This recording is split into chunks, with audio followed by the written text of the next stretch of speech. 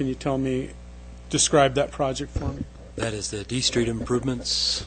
No, I'm sorry, excuse me. That's the series of improvements including a transit van, transit stops, wayfinding signage for bicycles, and greenways. Thank you.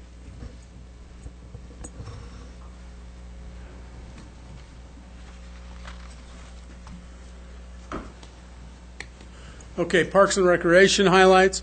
The only real one that the council focused on in the budget workshop was the part-time assistance for the city entryway beautification program. That is included in part-time in the parks program as directed. There's also the balance of that. I believe that was about $23,000, some odd $24,000, and an additional $33,000 in capital, general fund capital for the beautification program as well.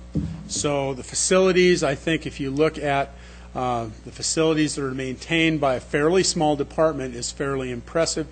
16 parks maintained, although I understand Dwight's going to be bringing a couple new designs through here pretty quick, hoping that the council will fund those in future years as well, which will spread his people even thinner. But they do a great job, and let's move along. Speaking of which, the Moscow School District Community Playfields, we've explained that. 75% of a full-time maintenance worker is allocated to that line item, as well as an 8-month seasonal position. 25% of that full-time maintenance position is included in the parks maintenance line item. We have Arts 1912 and Transit Center, which are all special revenue funds. Farmers Market fees are slated to increase 5%, as Don will tell you in the fee resolution later on tonight. Public Art Master Plan draft is still being working through the process. 1912 Center, we're in a contract with Heart of the Arts, and I believe we're coming up for renewal here fairly quickly again, going into our third 5-year. I think we're about 2 years out, as I recall. Transit Center Fund is funded through the lease fees with the University of Idaho and Smart Transit. Enterprise funds. Utility rate comparisons are always something the council asks about, and the public, where do we rate compared to everybody else?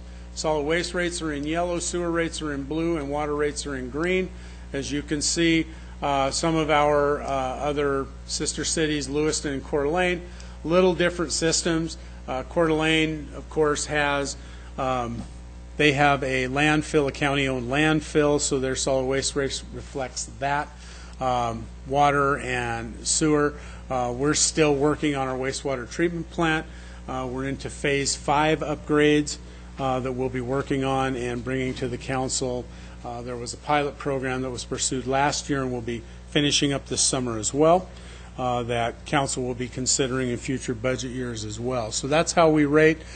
Some of the smaller cities, you can see their water and sewer projects are fairly large, and that's because you have a smaller population paying for what essentially is a much smaller project, but you don't have as many people to spread the cost over.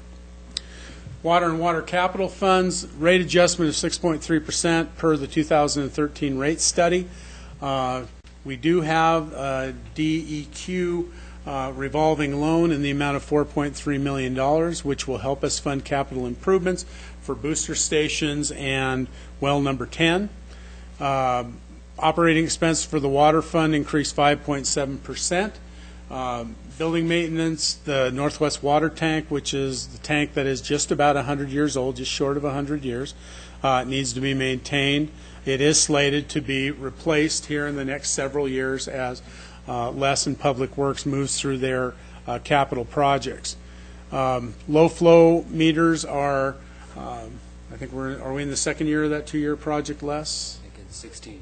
Okay, so 16 will finish up with that. So those low flow meters should all be continued.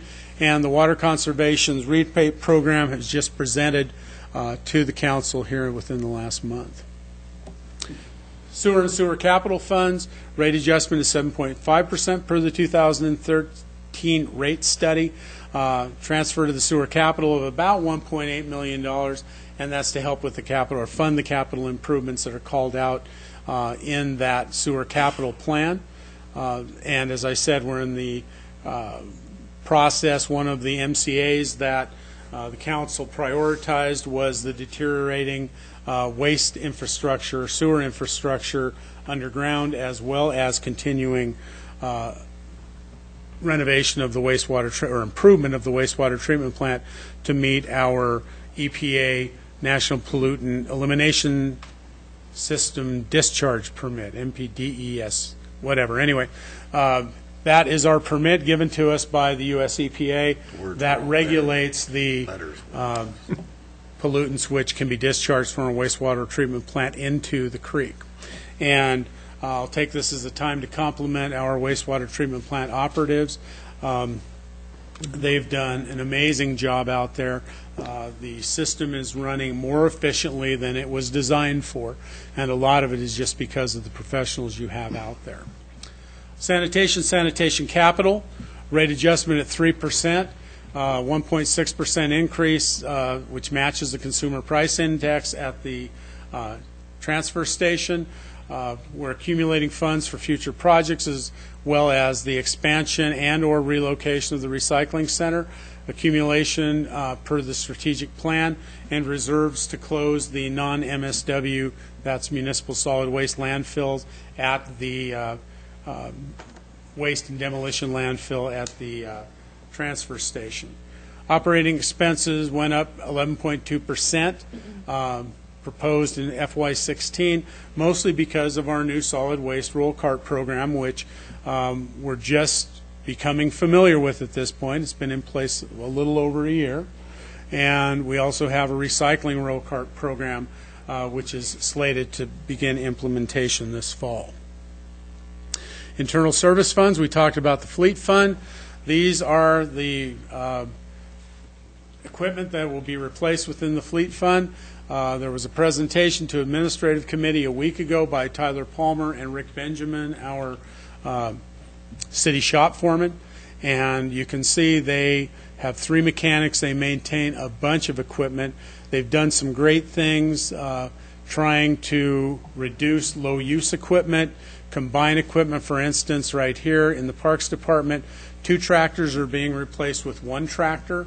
A good example is the Public Works Director engineering pickup is now being shared with sanitation, so we don't have 2 separate pickups to maintain. So they're doing a good job.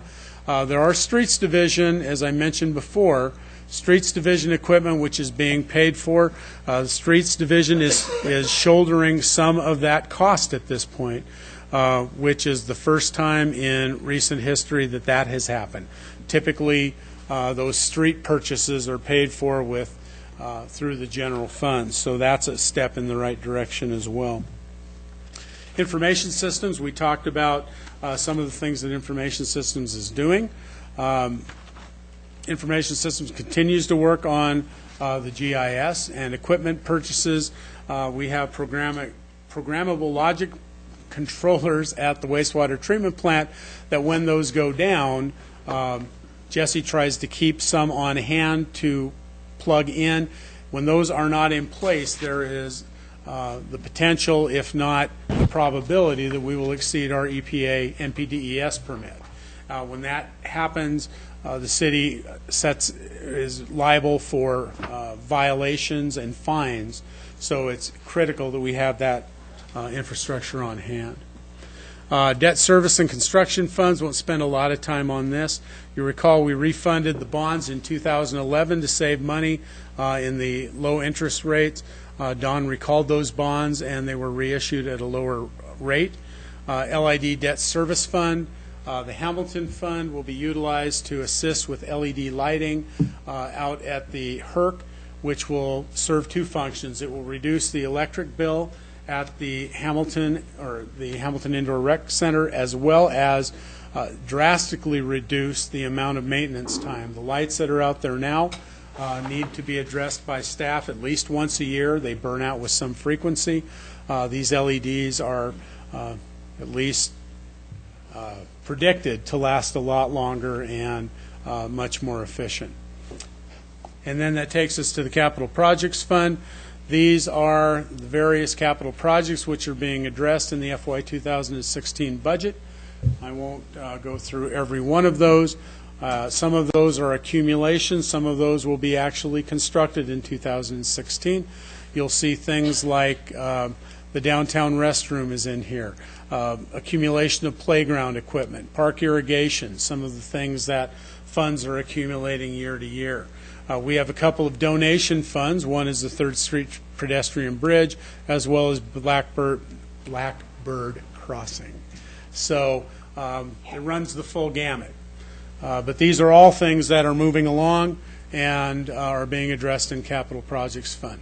With that, I will stand for any questions you might have. Dawn's here at the ready as well. Questions for Gary and Dawn before we open the public hearing. Walter. Thank you, Mayor. Gary, thanks. Couple of things that you mentioned that bring a couple of questions to mind. You talked about having money for the 6th Street eastbound turn lane adjustment, and that includes the alignment of the eastbound through that intersection at Jackson. Yes, sir. Is there any money in the budget, should we be able to get ITD to approve the new curb alignment at Jimmy John's on the southbound Jackson Street side? I didn't hear that mentioned. That would be likely a multiplicity of funding. As you recall, EMSI, we had participation from the Moscow Urban Renewal Agency, the Street Fund, private developer, and a grant that we received. I think it was an Idaho Gem grant. The realignment in front of the Jimmy John's and continuing that same curb alignment from, hopefully, we're hoping from 3rd Street down to College Street. We would likely address that as part of the development of the lot, the MURA's development of the lot at 6th and Jackson. We will look for whatever funding we can. The council has always, So it's not in the budget? no, but we have accumulated funds for certain projects such as Mountain View, A Street, those projects that we've received directions. Council has always asked us to bring forward immediate needs and give you the chance to reprioritize that, so we would do that as well. But is there something specifically for that curb realignment? No. I think he's got more. Walter? Thank you, Mayor. One of your slides mentioned sanitation fund, and something I hadn't noticed before. The sanitation revenue in the budget for 2016, and Don, I'm on page 234 if you care, appears to be $5,261,000, Gary. The sanitation expense on page 240 is $3,173,000 plus.